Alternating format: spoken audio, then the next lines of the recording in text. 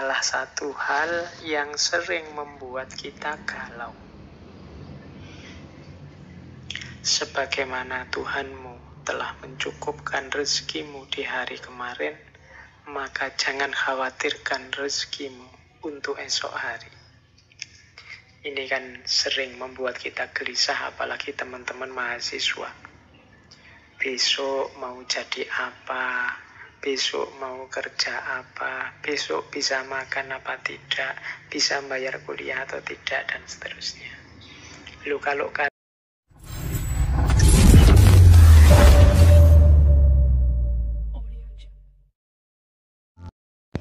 Assalamualaikum warahmatullahi wabarakatuh.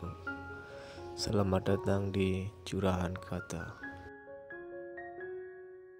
Nah, kita masuk ke tema yang lain. Tema hubungan dengan manusia sudah, tema hubungan dengan Allah sudah. Sekarang tema rezeki. Salah satu hal yang sering membuat kita galau. Sebagaimana Tuhanmu telah mencukupkan rezekimu di hari kemarin, maka jangan khawatirkan rezekimu untuk esok hari. Ini kan sering membuat kita gelisah, apalagi teman-teman mahasiswa. Besok mau jadi apa? Besok mau kerja apa? Besok bisa makan apa tidak? Bisa bayar kuliah atau tidak? Dan seterusnya. Kalau kalian kemarin bisa survive, kalian kan kemarin juga masih belum punya pekerjaan, kalian kemarin juga masih bergantung sama orang tua, kalian masih belum mandiri juga kemarin, tapi toh Allah menghadirkan rezekimu dengan jalan yang ada, mungkin lewat orang tua, lewat beasiswa, lewat tetangga, itu kan rezeki dari Allah. Kalau Allah kemarin mencukupkan rezekimu, besok juga begitu.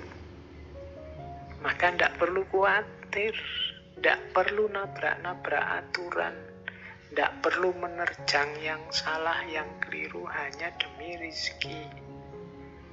Rezeki sudah ada yang ngatur. Ini kalau diceramahkan mudah, tapi kalau dipraktekkan kelihatannya sulit. Orang selalu saja galau, selalu saja gelisah dengan rezeki. Kalau engkau tidak punya pekerjaan, gelisah, itu menurut saya manusiawi, karena manusia itu diantara fitrahnya adalah kerja, punya aktivitas, punya penghasilan. Tapi urusan hasil, urusan rezeki jangan dikhawatirkan. Itu urusannya Allah. Sebagaimana dawuhnya Imam Malik minggu lalu yang kita kutip, bahwa lakukan saja sesuai bidangmu sebaik mungkin, sesuai yang harus kamu lakukan, tugas-tugasmu sebaik mungkin. Urusan rezeki kembalikan lagi pada Allah, karena Allah yang mengatur, Allah yang mencukupkan. Ini sama maksudnya dengan kata-kata dari Imam Syafi'i ini. Itu saya bawa sebuah syair yang terkenal sekali. Ini nasihat agar kita tidak mencampur uang yang haram dengan yang halal. Ia kumpulkan yang haram dengan yang halal supaya menjadi banyak. Yang haram pun masuk ke dalam yang halal, lalu ia merusaknya. Oke, ini ada cerita di balik syair ini. Jadi satu ketika ada seseorang yang menghadap ke Imam Syafi'i. Orang ini mengeluhkan rizkinya tidak cukup.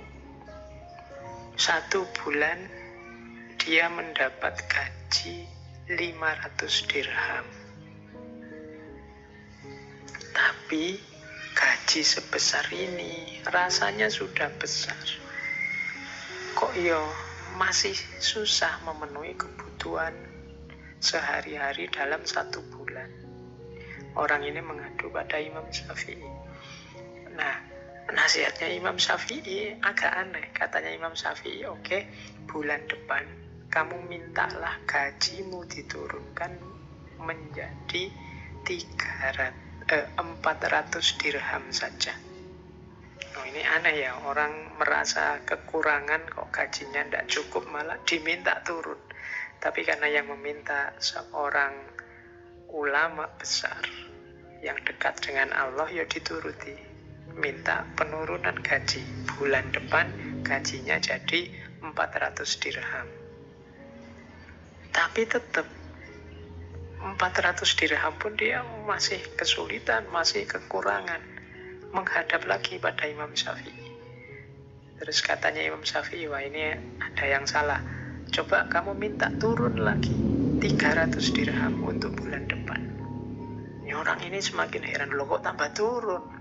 500 rasanya kurang, 400 masih kurang, sekarang disuruh 300. Tidak apa-apalah, yang menyuruh beliau insya Allah ada hikmahnya, ada rahasianya, diikuti. Minta diturunkan 300 dirham. 300. Nah, setelah 300 gajinya rasanya kok malah tenang.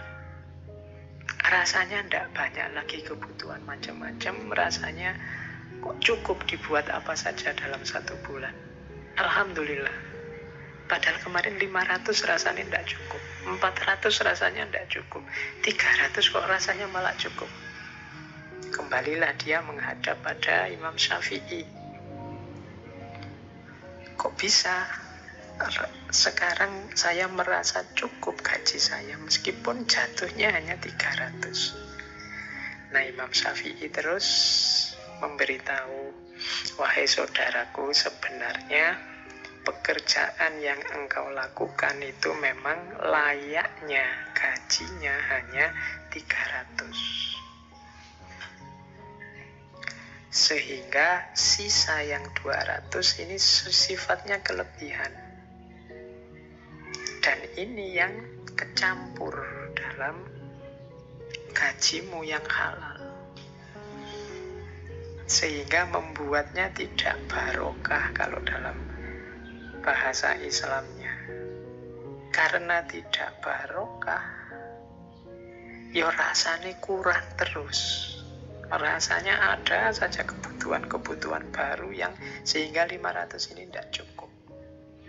Tapi ketika engkau mengambil hakmu pas sesuai jatahmu, yaitu 300, sekarang hartamu sudah bersih, isinya halal semua, dan disitulah letaknya barokah.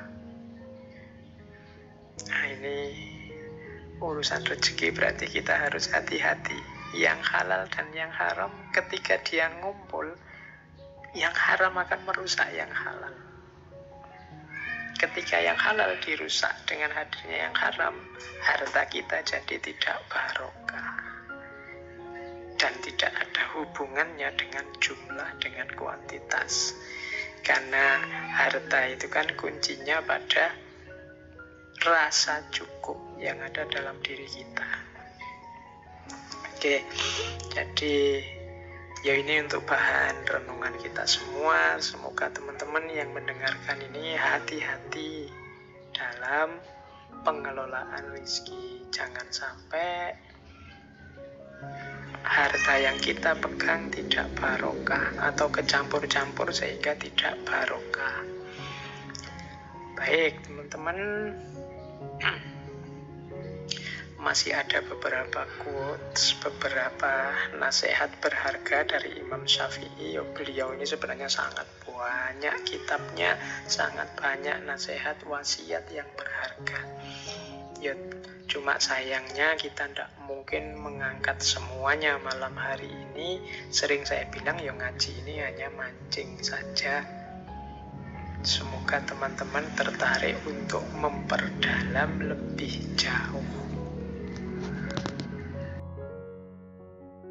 Terima kasih sudah menonton. Semoga bermanfaat.